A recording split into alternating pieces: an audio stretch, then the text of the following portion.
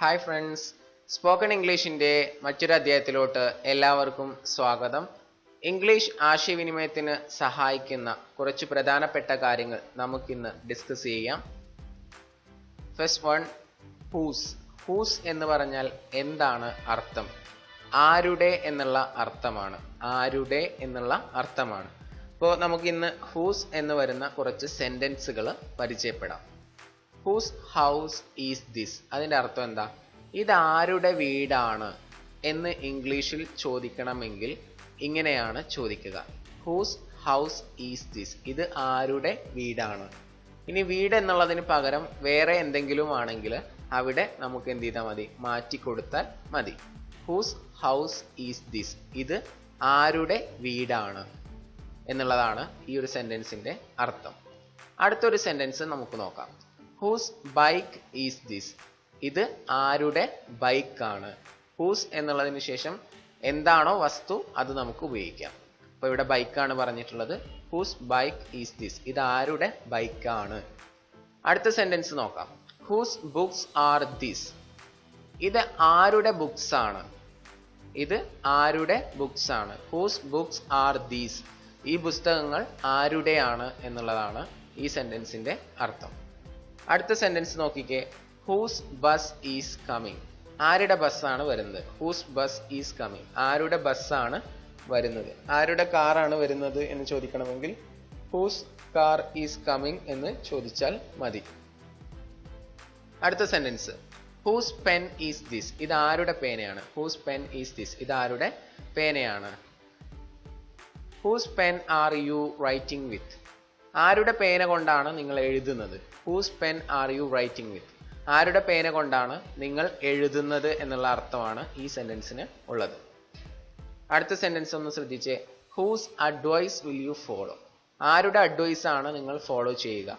Whose advice will you follow? നിങ്ങൾ ആരുടെ advice follow ചെയ്യും എന്നുള്ളതാണ് ഈ സെൻറ്റൻസിൻ്റെ അർത്ഥം. അഡ്വൈസ് എന്ന് പറഞ്ഞാൽ ഉപദേശം. അപ്പോൾ ഹൂസ് എന്നുള്ളത് എങ്ങനെ ഉപയോഗിക്കണം എന്നുള്ളത് നിങ്ങൾക്ക് മനസ്സിലായി കാണുമെന്ന് വിചാരിക്കുന്നു. നിങ്ങളുടേതായിട്ടുള്ള എക്സാമ്പിളുകൾ നിങ്ങൾ ക്രിയേറ്റ് ചെയ്യുക. നിങ്ങൾ സംസാരിക്കുന്ന സമയത്ത് ഈ ഹൂസ് എന്നുള്ള സെൻറ്റൻസ് ആവശ്യം വരുമ്പോഴൊക്കെ ഉപയോഗിക്കുക. ഓക്കെ, ഇനി ഒരു പാറ്റേൺ നമുക്ക് പഠിക്കാം. What are the chances of plus ING? വല്ല ചാൻസും ഉണ്ടോ എന്നുള്ളത് തന്നെയാണ് ഇതിൻ്റെ അർത്ഥം.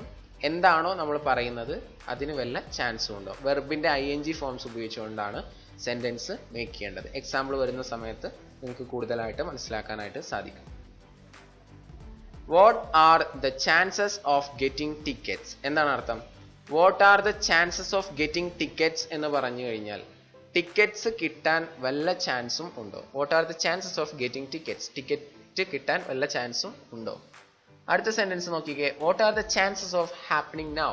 ഇപ്പം സംഭവിക്കാൻ എന്തെങ്കിലും ചാൻസ് ഉണ്ടോ. What are the chances of happening it now? അതിപ്പോൾ സംഭവിക്കാൻ വല്ല ചാൻസും ഉണ്ടോ. അടുത്ത സെൻറ്റൻസ് നോക്കാം. What are the chances of it raining today? ഇന്ന് മഴ പെയ്യാൻ വല്ല ചാൻസും ഉണ്ടോ. What are the chances of it raining today. അടുത്ത sentence. What are the chances of winning a lottery?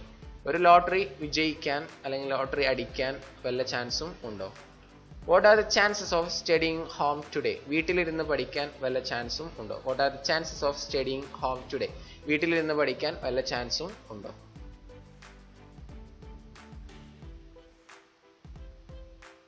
അപ്പോൾ what are the chances of എന്നുള്ളതിന് ശേഷം വെർബിൻ്റെ ING ഫോംസ് ഉപയോഗിച്ചുകൊണ്ട് you should create your own examples, then practice it. Okay, then നമുക്ക് അടുത്തൊരു പോയിന്റിലോട്ട് പോകാം.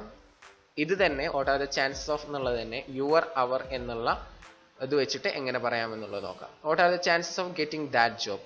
ആ ജോലി കിട്ടാൻ വല്ല ചാൻസും ഉണ്ടോ എന്നുള്ളതാണ്. ഇതിൽ വന്നിട്ടില്ല, അടുത്ത സെൻറ്റൻസിൽ വരുന്നുണ്ട്. What are the chances of getting that job? ആ ജോലി കിട്ടാൻ വല്ല ചാൻസും ഉണ്ടോ എന്നുള്ളതാണ് അർത്ഥം. അടുത്ത സെൻറ്റൻസ് നോക്കാം. What are the chances of improving your English? നിങ്ങളുടെ ഇംഗ്ലീഷ് ഇംപ്രൂവ് ചെയ്യാൻ വല്ല ചാൻസും ഉണ്ടോ. ഇവിടെ ഇംപ്രൂവിങ് എന്ന് കഴിഞ്ഞതിന് ശേഷം യുവർ ഇംഗ്ലീഷ്, അവിടെ യുവർ എന്നുള്ളത് വന്നിട്ടുണ്ട്. നിങ്ങളുടെ ഇംഗ്ലീഷ് ഇംപ്രൂവ് ചെയ്യാൻ വല്ല ചാൻസും ഉണ്ടോ. അടുത്ത sentence. What are our chances of studying together? നമുക്ക് ഒരുമിച്ച് ചാൻസ് ഉണ്ടോ എന്നാണ് ചോദിച്ചിട്ടുള്ളത്. What are our chances of studying together? നമുക്ക് ഒരുമിച്ച് പഠിക്കാനുള്ള ചാൻസ് ഉണ്ടോ? What are our chances of studying together? What are our chances of working together? നമുക്ക് ഒരുമിച്ച് ജോലി ചെയ്യാനുള്ള ചാൻസ് ഉണ്ടോ? What are our chances of working together? നമുക്ക് ഒരുമിച്ച് ജോലി ചെയ്യാനുള്ള സാധ്യത, ചാൻസ് ഉണ്ടോ? ഇനി നമുക്ക് അടുത്തൊരു ആശയം നോക്കാം. Let's not plus verb.